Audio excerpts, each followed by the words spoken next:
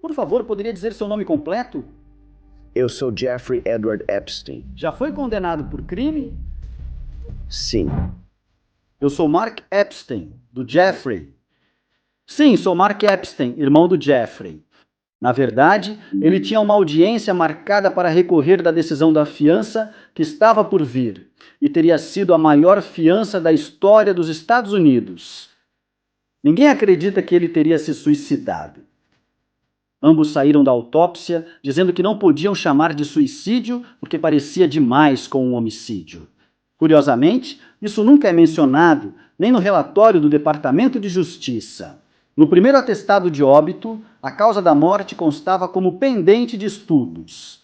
Mas eles não vão investigar isso, ou ainda não investigaram, como homicídio, porque se fizessem haveria muitas perguntas. Eles deveriam ter feito perguntas e entrevistado todos no andar. Sabe, Bill Barr apareceu logo no começo e disse que viu que ninguém entrou ou saiu do andar. E isso o convenceu disso. E agora, com esse recente lançamento do vídeo, você pode ver que não dá para ver a porta do andar e as pessoas podem chegar até essa porta sem serem pegas por aquela câmera. Então, a que ele estava se referindo? Ele não deveria ter sido movido antes do legista investigar. Então, ao retirarem o corpo, bagunçaram a cena do crime. Sabe, para dificultar ver que na verdade foi um homicídio. Pessoas que investigaram. Não tem relação comigo. Essas pessoas não trabalham para mim. São investigadores independentes, muito avançados em tecnologia de vídeo. Nem sei como fazer isso. Quando eles analisaram os metadados, que são as informações ocultas no vídeo, viram que ele foi editado várias vezes. Então isso só aumenta a besteira. Deixa eu colocar dessa forma. Nicolas Tetaglione realmente foi duro com eles quando eram companheiros de cela. Ele disse ao advogado dele que se você imaginar alguém enforcado, aquela marca do laço deveria estar bem embaixo do queixo e subir atrás das orelhas. Não está. Bem, quem eles estão protegendo? É a pergunta, e é quem mandou matar Jeffrey. A questão não é mais se Jeffrey Epstein se suicidou ou foi assassinado, mas sim, quem mandou matá-lo? É isso que eles deveriam estar procurando.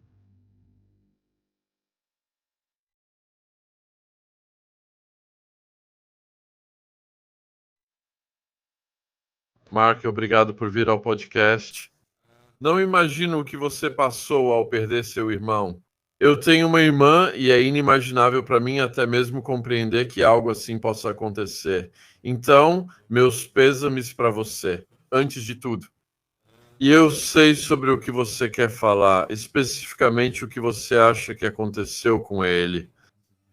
Mas só para preparar o terreno para isso um pouco, você se sente à vontade para falar sobre o estado mental dele? Como estava a psicologia dele antes disso acontecer?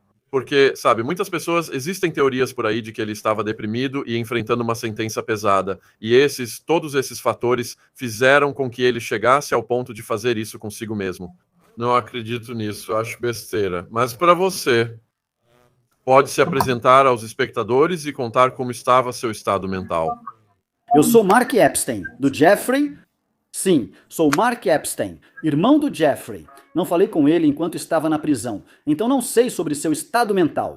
Falei com ele logo antes dessas pessoas que ele ligou. Ninguém achava que ele estava S, ninguém achava que isso ia acontecer. Na verdade, ele tinha uma audiência marcada para recorrer da decisão da fiança, e teria sido a maior fiança da história dos Estados Unidos. Então ninguém acha que ele teria tirado a própria vida antes dessa decisão sobre a fiança.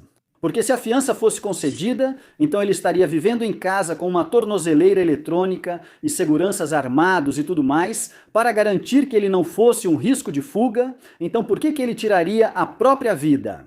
Eu entenderia se tivessem negado a fiança após a audiência e ele não quisesse esperar 1 ano pelo julgamento. Aí sim, faria sentido ele tirar a própria vida. Entendi. Quero dizer, quando soube que ele havia morrido de forma aparente, não tive motivos para duvidar. Aceitei. Naquele momento, eu não estava ciente da audiência de fiança que estava por vir, eu não sabia quando ela estava marcada.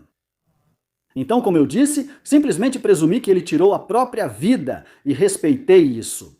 Mas então, no dia seguinte, eles fizeram a autópsia. Eu tive que voltar para Nova York para identificar o corpo dele. E eles fizeram a autópsia. E os dois patologistas que estavam lá para a autópsia, o Dr. Roman, que era o patologista da cidade, e o Dr. Baden, que eu contratei para acompanhar e ser uma testemunha lá.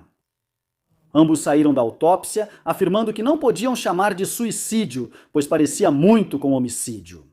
E, curiosamente, isso nunca aparece em lugar nenhum, nem mesmo no relatório do Departamento de Justiça sobre a certidão de óbito inicial, onde a causa da morte dizia pendente de estudos adicionais, mas não diz pendente. Eles não chamaram de suicídio porque parecia muito com homicídio.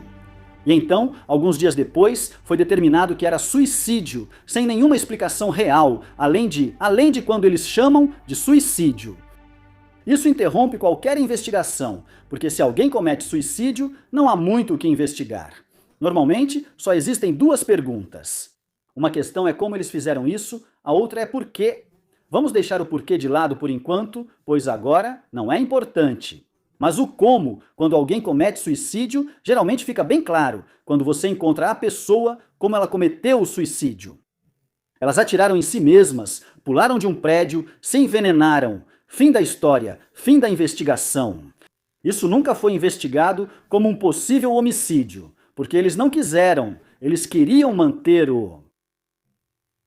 a determinação e empurrar isso para debaixo do tapete. Todo mundo acredita que Jeffrey foi morto. Todo mundo que analisa todas as informações que temos, ninguém sai dizendo que foi claramente um S. Concordo totalmente. As estatísticas mostram que os prisioneiros geralmente perdem a esperança ao serem sentenciados. Ao receberem prisão perpétua, são automaticamente vigiados. Esse é o curso natural das coisas. Mas quando você está, aguardando o julgamento, você tem esperança de que vai vencer o seu caso ou que vai conseguir sair sob fiança. Não há nenhum motivo para fazer algo assim. É insano. Exatamente, mas eles não vão investigar isso ou ainda não investigaram como um homicídio, porque se fizessem, haveria muitas perguntas.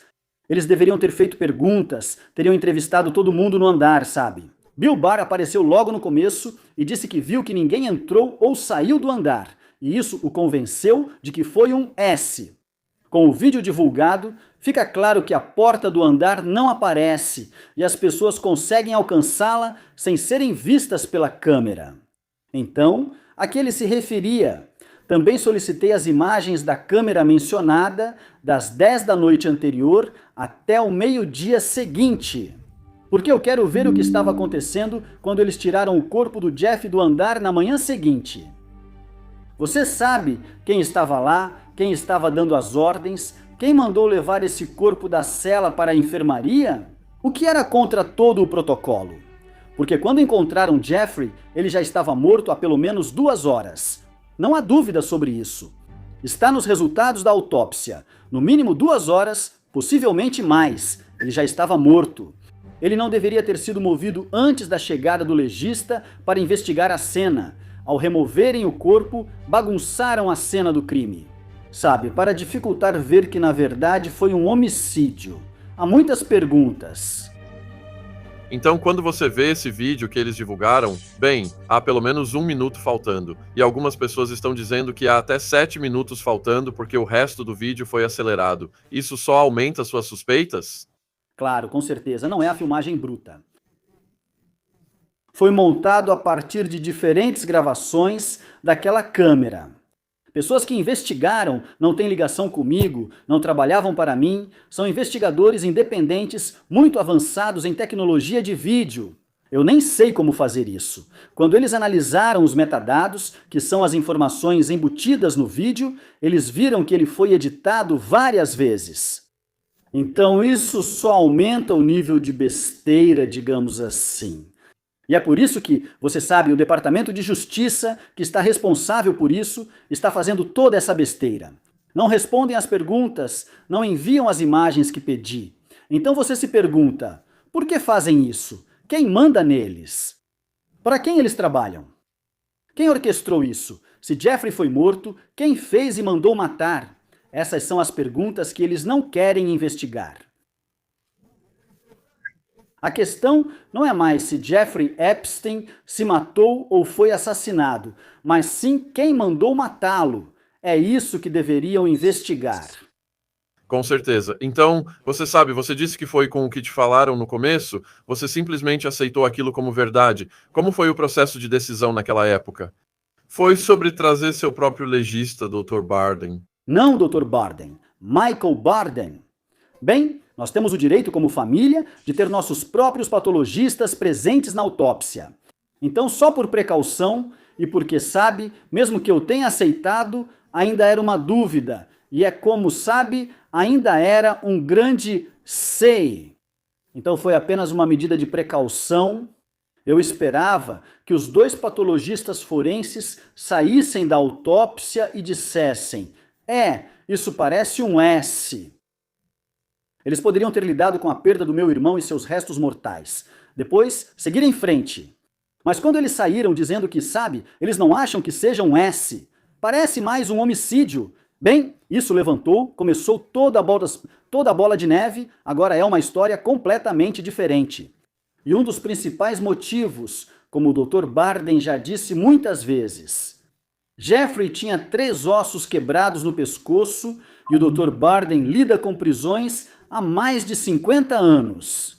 Ele já realizou cerca de 500 autópsias ao longo de muitos anos. Diz que às vezes pode haver 1 ou 2 ossos quebrados. Ele nunca viu 3 ossos quebrados de uma vez. Enforcamento desse tipo. E eu vi um relatório que veio das Filipinas, que outro patologista com quem consultei me enviou. E, na verdade, era um estudo sobre ossos quebrados nos pescoços das vítimas. E eles mencionaram que, de todas as dezenas de casos que investigaram, havia uma certa porcentagem, me desculpe, que era algo em torno de 20 e poucos por cento, ou 28%, que tinham um osso quebrado, sabe? Uma porcentagem menor teve 2 ossos quebrados, 100 casos de 3 ossos fraturados no estudo das Filipinas. Então isso foi um grande sinal de alerta, e o jeito e o local onde os ossos estavam, sabe? Não faz sentido que tenha sido Então, quando eles estão te dando essa narrativa falsa, dizendo que ele fez isso consigo mesmo, eles deram detalhes de como disseram que ele fez isso? Ele se inclinou para isso? Usou esse tipo de laço? Ok. Bem, por 4 anos, quase 4 anos, nós estávamos perguntando em que posição ele estava quando foi encontrado. Eles não nos davam resposta. Só soubemos quase 4 anos depois, no relatório do Departamento de Justiça.